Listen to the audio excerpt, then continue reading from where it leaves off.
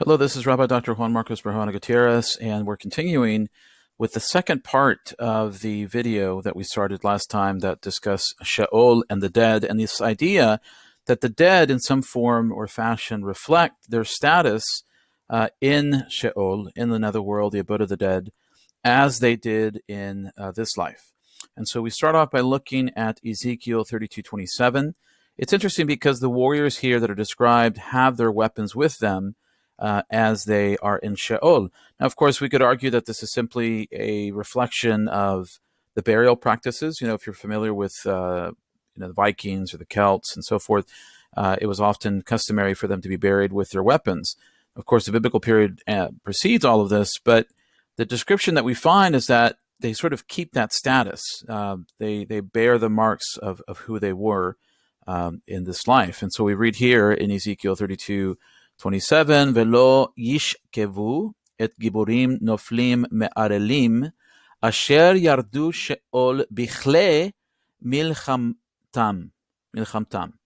V'yitenu et harovotam tachat hareshechem, v'techi avonotam al atzmotam ki chitit giborim ba'aretz chayim. And they are inferior to the uncircumcised.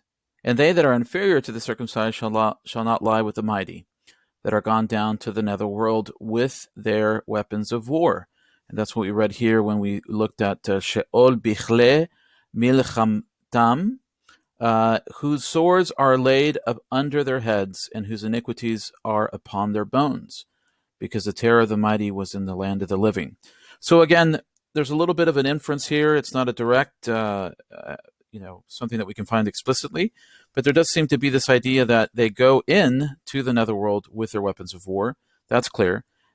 Whether they keep them in an active sense in the afterlife is not something that's specifically mentioned.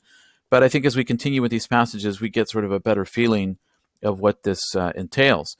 So in Isaiah 14:9, we read, Sheol mitachat ragza lecha, likrat boecha ored lecha, refaim kol Atude aretz hekim mekis otam kol malche goyim. The netherworld from beneath. Now remember, in previous videos we talked about this idea that Sheol is beneath the earth. So this sort of reinforces that. Sheol mitachat is moved for thee to meet thee at thy coming. The shades are stirred up for thee, even all the chief ones of the earth, all the kings of the nations are raised up from their thrones. Now, what's interesting here is that we have a reference to the shades. And if we look here, it says, Lecha Refaim, Orer Lecha Refaim. Refaim are referred to in various places in the Torah to describe the giants.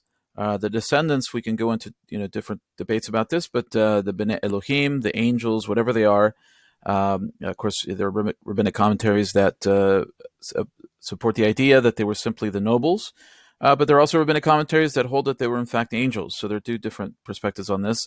Whatever the case, Rephaim means the shades. And so this idea of going into the netherworld is something interesting, because the shades, the dead, are stirred up for thee. So there's almost like a welcoming party, one might say, when these individuals, these chiefs, go into the netherworld.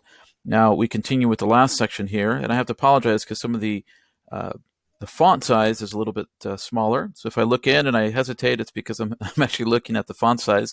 We read this in Isaiah 26:14. It says, Metim bal yihyu refaim bal yakumu, lachen pekakta betash midem, Beta'aver kol zechel lamo. The dead shall not live. Metim bal yihu. The shades rise not. Refaim. So this is interesting because we have almost, in a sense, an opposite description that we saw in Isaiah 14:9. To that end thou punished and destroyed them, and made all their memory to perish. So in some sense we have these, I would say, perhaps contradictory views, or at least very different views as to the nature of the afterlife. On the one hand, the shades can be stirred, as we read, Orel lecha refaim, and in this particular case, it says that they cannot rise, refaim bal yakumu. And so we'll continue our journey in the next video.